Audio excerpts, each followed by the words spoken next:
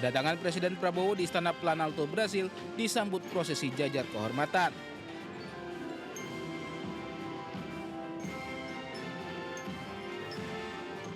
Presiden Prabowo pun sempat inspeksi pasukan kehormatan militer Brasil.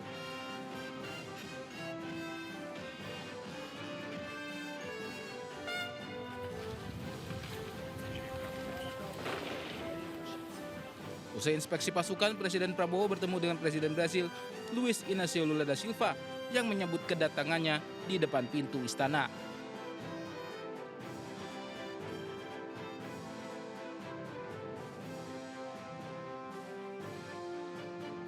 Kehangatan hubungan antar dua kepala negara ini terlihat selama pertemuan. Presiden Brasil bahkan menggandeng Presiden Prabowo memasuki istana. Keduanya juga berjabat tangan dengan hangat sebelum memulai pembicaraan terkait kerjasama bilateral antara kedua negara. Dalam pertemuan pemimpin kedua negara, sejumlah kerjasama bilateral pun dicapai. Beberapa di antaranya adalah penguatan kerjasama di bidang militer dan ekonomi. Tak hanya itu, Presiden Prabowo pun mengajak Presiden Brasil untuk merayakan ulang tahun bersama di Indonesia. I really look forward to your visit with tangible achievements by October. And in conclusion, we'll plan a very, very good birthday party for you in Jakarta. Presiden Prabowo dilahirkan di Jakarta pada 17 Oktober 1951. Sementara Presiden Brasil dilahirkan di Garanhuns, Pernambuco, Brasil pada 27 Oktober 1945.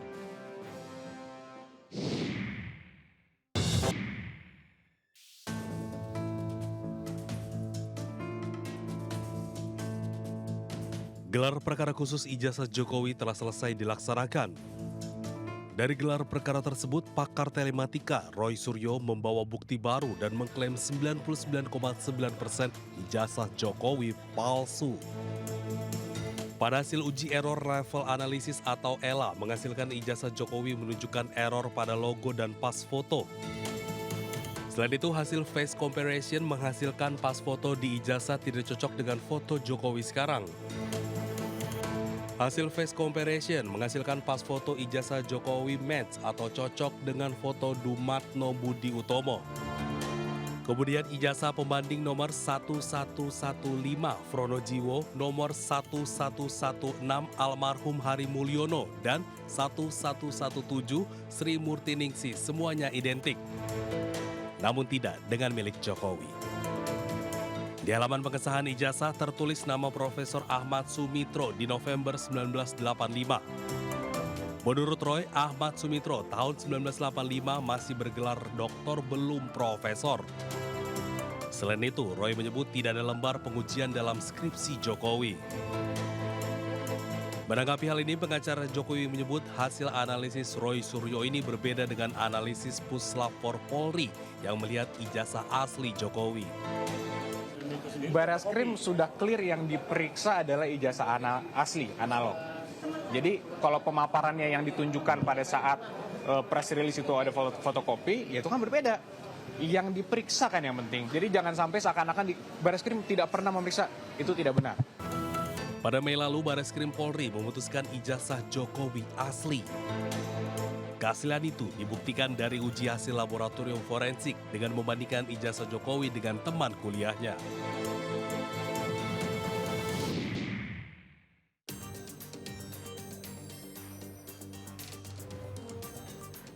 Hasto Kristianto yang merupakan terdakwa kasus dugaan suap pergantian antar waktu dan perintangan penyidikan membacakan pledoi atau nota pembelaan atas tuntutan dari Jaksa Penuntut Umum KPK terhadapnya. Sidang digelar di Pengadilan Tipikor Jakarta. Hasto menyoroti pernyataan mantan Ketua KPU RI Hasyim Asyari yang mengetahui pertemuan antara Hasto dan ex-komisioner KPU Wahyu Setiawan di Pejaten Village sesuai BAP nomor 15. Hasto mengatakan Hasyim diperiksa oleh KPK pada 8 Januari 2025 atau setelah Hasto ditetapkan sebagai tersangka dalam kasus ini. Hasto menilai keterangan tersebut baru lantaran tidak terdapat pada fakta persidangan kasus ini pada 2020 lalu dengan terdakwa Wahyu Setiawan, mantan anggota Bawaslu Agustiani Tio, dan ex-kader PDIP Saiful Bahri. Keterangan baru dari Hasyim tersebut berkaitan dengan kasus dugaan korupsi jet pribadi di KPU. Keterangan Hasyim Asyari tersebut termasuk keterangan baru yang tidak terdapat pada fakta persidangan tahun 2020. Dalam keterangan ini Wahyu Setiawan, Saiful Bahri, dan Agustiani Tio di persidangan ini menegaskan bahwa terdakwa tidak mengetahui apalagi mengikuti pertemuan di Pejaten Village tersebut. Dalam kasus ini Hasto diduga membantu buron Harun Masiku yang pada Pileg 2019 menjadi caleg di Dapil 1 Sumatera Selatan untuk merebut kursi parlemen. JPU menilai perbuatan Hasto terbukti sebagaimana dakwaan. JPU menuntut Hasto 7 tahun penjara dan pidana tambahan denda sebesar 600 juta rupiah, subsidi 6 bulan kurungan.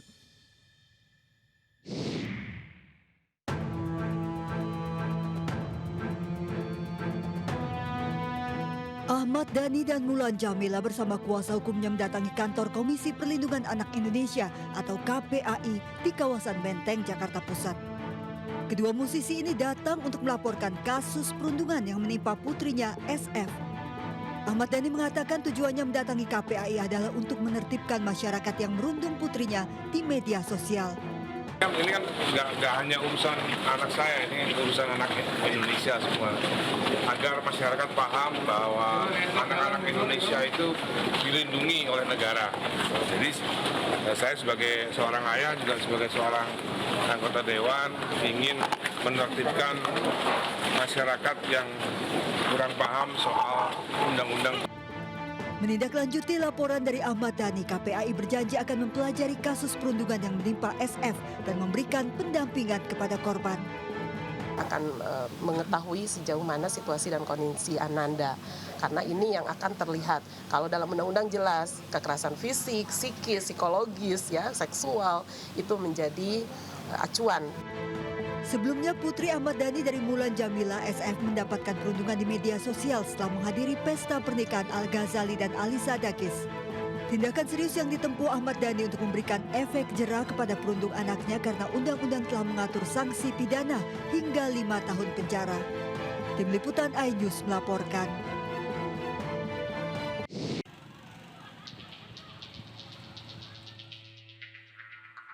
ZI, siswa kelas 5 SD ini harus terlibat persoalan hukum setelah digugat oleh kakek kandungnya sendiri. Bocah berusia 12 tahun ini digugat lantaran perkara tanah warisan ayahnya, Suparto, yang meninggal 1 tahun lalu.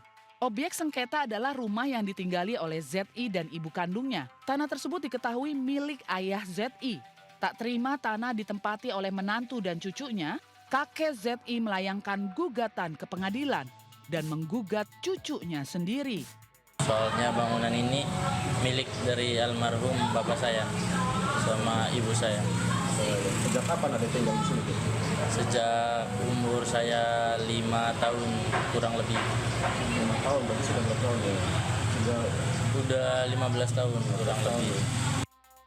Gara-gara sengketa tanah ini, hubungan keluarga yang semulanya harmonis berubah menjadi dingin. Keluarga mengaku terpukul atas kasus gugatan ini. Terlebih tergugat merupakan bocah di bawah umur.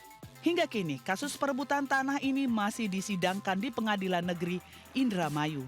Dari Indramayu, Jawa Barat, Tois Iskandar, iNews melaporkan.